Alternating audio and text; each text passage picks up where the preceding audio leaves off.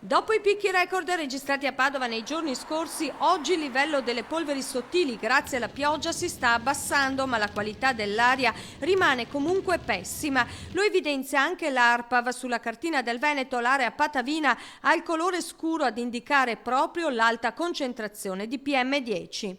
L'assenza negli anni scorsi di politiche adeguate sia sul fronte della mobilità che su quello ambientale da parte dell'amministrazione Bitonci ha avuto come conseguenza il peggioramento della situazione, con la città dove l'allarme smog è sempre alto.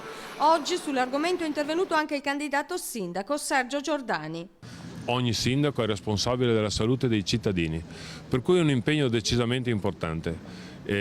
Abbiamo tutti figli, nipoti. È importante che il PM10 un po' alla volta vada a scomparire. Per affrontare il problema Giordani ha in mente 3 azioni. Implementare il fotovoltaico e in 5 anni, in 6 anni, far sì che sia tutta alimentata la città da fotovoltaico. Dobbiamo piantare alberi. Oggi noi abbiamo 30.000 alberi nei parchi, voglio portarli a 50.000. Abbiamo 11.000 alberi lungo le strade, vanno portati a 20.000. Sotto il profilo della mobilità invece? Bike sharing. Oggi abbiamo 28 stazioni di bike sharing, io voglio portarle a 100.